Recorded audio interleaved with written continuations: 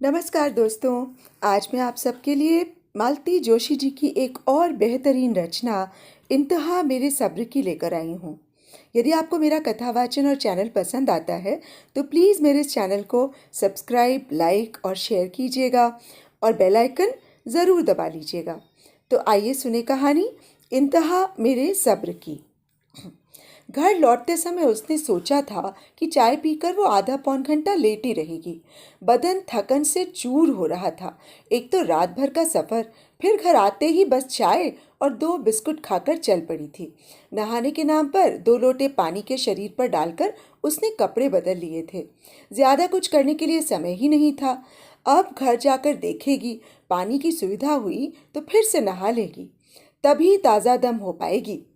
पर उसके घर पहुंचते ही जूही उसकी गोद में मुंह छिपाकर सुबकने लगी थी। उसे कपड़े बदलने तक की मोहलत बेटी ने नहीं दी थी। उसकी पीठ पर हाथ फेरते हुए वो बार बार पूछ रही थी कि क्या हुआ बेटा, पर जवाब में केवल सिसकियां ही मिल रही थीं। क्या हुआ रे? उसने बेजारी से चेतन से पूछा, जो वहीं बैठकर पढ़ रहा था। उसने एक बार माँ की ओर देखा, बुरा सा मुंह बनाया और फिर किताब में आंखें गड़ा दी। वैसे अब ये रोज का ही नाटक हो गया है। जब से शालिनी आई है एक न एक एपिसोड होता ही रहता है। वो दफ्तर से थकी हारी लौटती है और उसके सामने शिकायतों का अंबार लग जाता है। शिकायतें तो दोनों तरफ से होती हैं, पर न्याय हमेशा एक तरफा ही करना पड़ता है।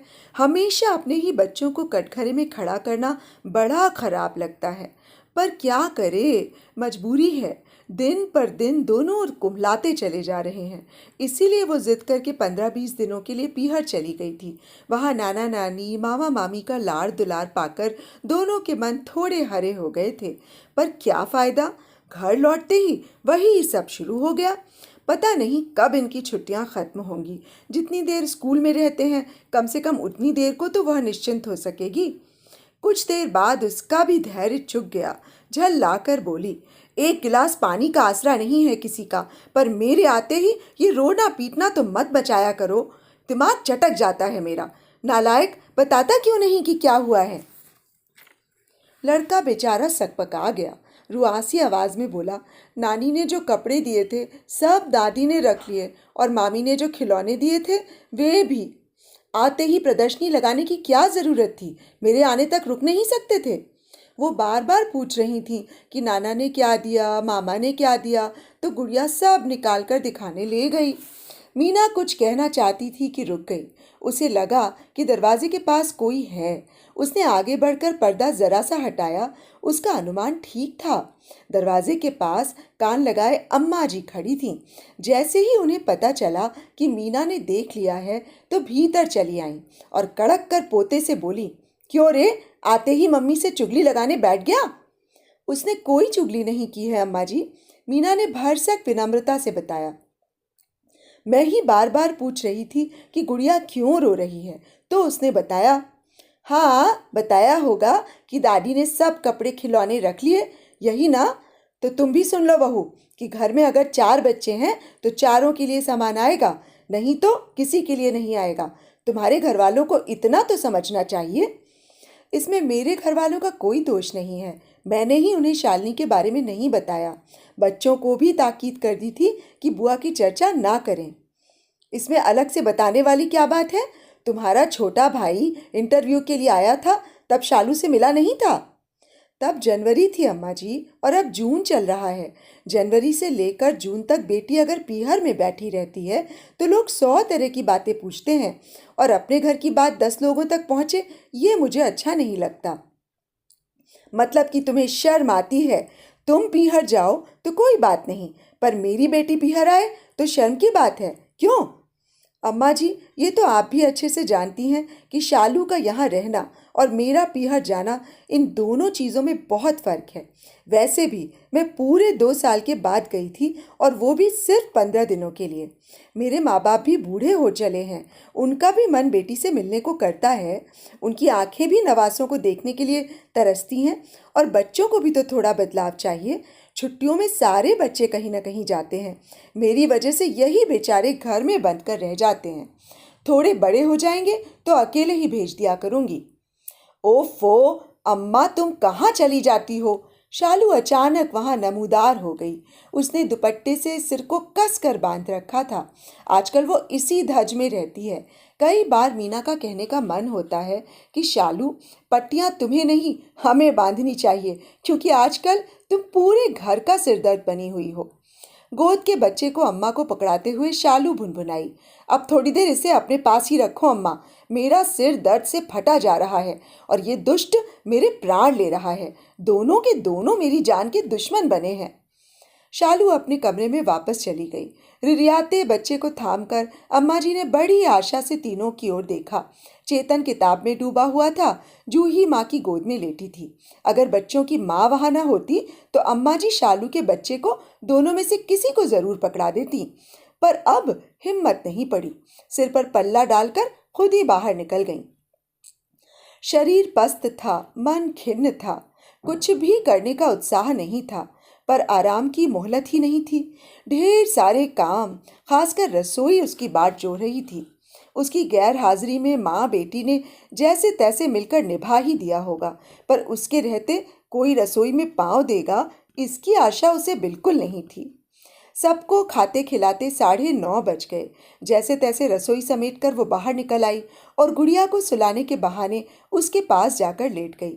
पलकें नींद से बोझल हुई जा रही थीं, पर वह उन्हें प्रयत्न पूर्वक खोले हुए थी, नहीं तो अनिल बुरा मान जाते।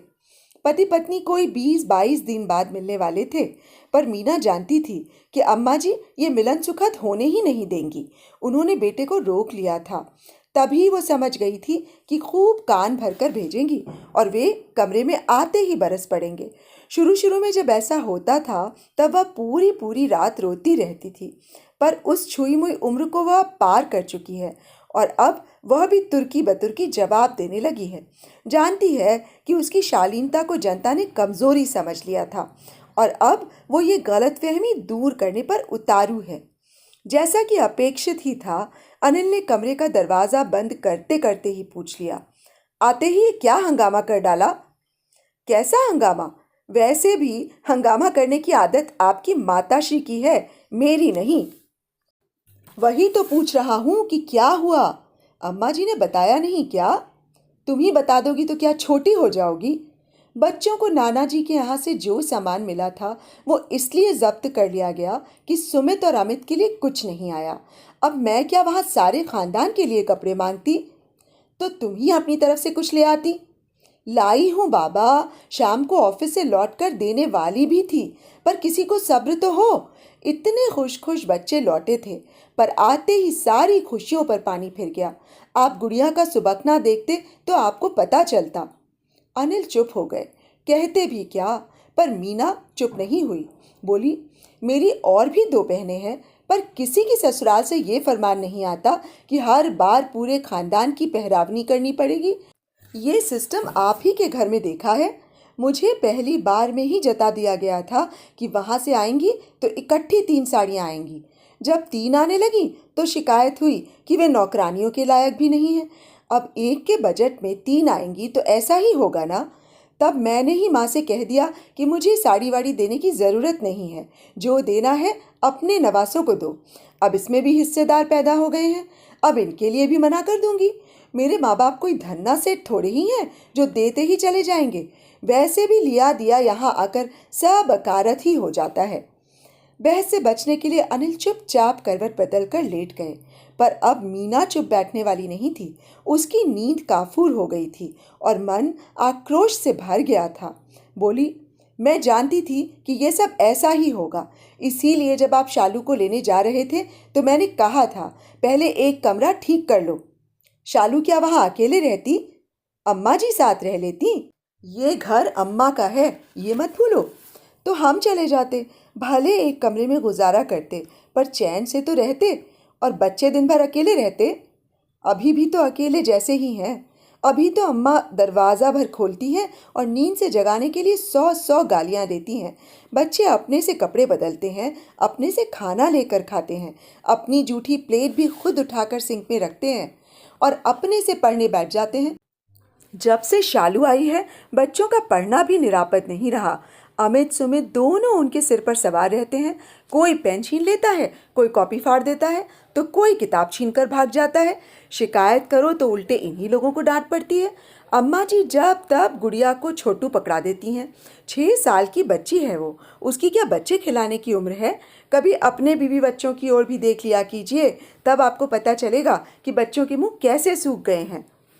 आधी से ज्यादा रात इसी कलह क्लेश में बीत गई। और ये सिर्फ आज ही की बात नहीं है, अक्सर आजकल ऐसा ही होता है। पति से बात करने के लिए यही एक समय मिलता है, और उस समय तक अनिल दिन भर की आपाधापी से इतने थके हुए ऊबे हुए होते हैं कि जरा सी बात पर उखड़ जाते हैं। फिर वो भी चुप नहीं रह पाती, सारा संचित आक्रोश बाहर आ जाता है। हर बात एक बहस में और हर बहस एक प्रश्न चिन्ह में तब्दील हो जाती है। अभी उसी दिन मीना ने कहा था, सुनो 1 लीटर दूध बढ़ा लें, शाम को बच्चों के लिए एक बूंद भी नहीं बचता है। वे एकदम भड़क गए। 1 लीटर दूध का मतलब समझती हो? पूरे 700 रुपये की बढ़ोतरी।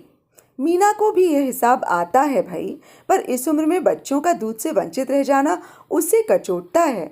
कभी मीना कहती, सोचती हूँ शाम के लिए एक महाराजन रख लूँ। शाम को मैं एकदम पस्त हो जाती हूँ, बच्चों को ज़रा भी समय नहीं दे पाती, कम से कम परीक्षा तक। वे उसकी बात पूरी ही नहीं होने देते, कहते तुम थोड़े दिन सब्र नहीं कर सकती? यहाँ मैं रोज़ खर्चा घटाने की तरकीबें सोचता हूँ और तुम हो कि रोज़ एक नया शिगुफा छोड़ देती हो। वो कहना चाहती कि फिर बच्चों के लिए एक ट्यूशन ही लगवा दो, पर कहते डर लगता है, सुनते ही झल्ला जाएंगे। उनका आजकल तकिया कलाम हो गया है, तुम थोड़े दिन सब्र नहीं कर सकती? कितने दिन सब्र करे मीना, 10 साल से यही तो करती आ रही है। वो पति की परेशानियां समझती है, जानती है कि वे कर्ज की किस्तें चुकाते चुकाते हलकान हो गए हैं। घर की किस्तें अभी भर ही रहे थे कि शादी हो गई। वो तो भाग्य से मीना को बैंक में नौकरी मिल गई तो थोड़ी राहत मिली। 5 साल में 2 बच्चे, उन खर्चों से निजात पाते पाते बहन की शादी सिर पर आ गई। माँ बेटी के नखरों के मारे वर संशोधन भी एक समस्या ही बन गया था। जैसे तैसे करके एक जगह बात बनी, घर वर अम्मा जी ने ही पास किया, तो बहन के हाथ पीले हुए कर्ज का बोझ फिर से सिर पर आ गया। इसी बीच शालू के 2 बच्चे भी हो गए। नेक व्यवहार ने खर्च का भार और बढ़ा दिया। इतने पर भी शालू वहाँ निभा ले जाती तो वे संतोष कर लेते, पर वहाँ उसकी एक दिन भी नहीं बन पाई। बार बार आना जाना लगा ही रहा। पिछले 6 महीनों से तो वो यहाँ जमकर बैठ गई है। माँ ने ऐलान कर दिया कि जब तक जमाई राजा नाक पकड़कर माफ़ी नहीं मांगेंगे, वो बेटी को उस कसाई खाने में नहीं भेजेंगी। और जमाई राजा हैं कि मुंह में दही जमाए बैठे हैं। पिछले 6 महीनों में उन्होंने एक फ़ोन भी नहीं किया। जब से शालू आई है घर का सारा बजट गड़बड़ा गया है, लेकिन उन लोगों के लाड़ प्यार में, खान पान में कोई कमी अम्मा जी बर्दाश्त नहीं करती हैं। बस गाज गिरती है तो उसी के बच्चों पर, इसीलिए वो भी इन दिनों बगावत पर उतर आई है। बच्चों की पढ़ाई का जो हाल हो रहा है वो उससे बर्दाश्त नहीं हो रहा है। हार कर उसने अपनी मुंह बोली ननद राधिका को पटाया और बच्चों को उसके पास भेजने लगी। राधिका उन दिनों फुर्सत में थी, उसने एमए कर लिया था और उसके लिए जोर शोर से लड़के ढूंढे जा रहे थे। 2 घर छोड़कर ही घर था उसका, लाने ले जाने का भी झंझट नहीं था। सोचा कुछ नहीं तो कम से कम होमवर्क ही करवा देगी, कम से कम बच्चे वहाँ शांति से पढ़ तो सकेंगे। सबसे अहम बात तो ये थी कि आपस का मामला था, इसलिए सस्ते में निपट गया। बाहर के ट्यूशन तो बहुत महंगे हैं। अम्मा जी को तो उसने यही बताया कि राधिका बच्चों को मुफ्त में पढ़ा रही है, नहीं तो वे फिजूल खर्ची पर एक लेक्चर ही दे डालती। पर इस 28 मई को राधिका की भी शादी हो गई। बच्चों की पढ़ाई की समस्या फिर से उसके सामने मुंह बाए खड़ी थी। जुलाई महीने की एक भीगी शाम को उसने घर में अचानक एक विस्फोट कर दिया। सब लोगों को खाना परोसते हुए उसने अचानक सूचना दी कि उसका ट्रांसफर हो गया है उज्जैन, अगले महीने ही ज्वाइन करना होगा। सब लोग सकते में आ गए, सबके कौर हाथ ही में रह गए। फिर माँ बेटे ने एक साथ पूछा, ट्रांसफर अचानक कैसे? मीना ने जानबूझकर ही यह समय इस खबर के लिए चुना था ताकि जो प्रतिक्रिया हो सबकी एक साथ हो। माँ बेटे की हैरानगी को नज़रअंदाज करते हुए उसने शांत भाव से कहा, नौकरी में ट्रांसफर्स तो होते ही रहते हैं, इसमें आश्चर्य ही क्या है? अब तक तो नहीं हुआ था, अम्मा जी बोली। ये अपनी खुशकिस्मती थी। कैंसिल करवा लो, मैं कल ही आकर तुम्हारे जीएम से मिलता हूँ। कैंसिल तो मैं नहीं करवाऊंगी, उसने पति को 2 टूक उत्तर दिया। प्रमोशन पर जा रही हूँ, ऐसा गोल्डन चांस छोड़ता है कोई? यहाँ क्या होगा? अम्मा जी को चिंता हुई। यहाँ क्या होना है? आपके सुपुत्र तो आपके पास ही रहेंगे। बच्चों को रख सकें तो ठीक है, वरना उनकी टीसी निकलवा लेते हैं। और रोटी पानी? रोटी पानी के लिए आप हैं, शालू हैं, 3 जनों का खाना ही कितना होता है। शालू क्या यहाँ तुम्हारा चूल्हा फूंकने के लिए आई है? एक तीखा सा उत्तर मीना की जुबान तक तो आया था, पर उसे गटकते हुए उसने कहा, तो एक मिसरानी रख लेते हैं। मैं तो इनसे कितने दिनों से कह रही हूँ कि कम से कम दोनों वक्त फुलके उतारने के लिए तो किसी को रख लेते। अम्मा जी से निबटकर मीना पति की ओर मुखातिब हुई। सुनो, इस वीकेंड पर उज्जैन चले चलते हैं। अच्छा सा पास पड़ोस देखकर कोई घर ठीक कर लेते हैं।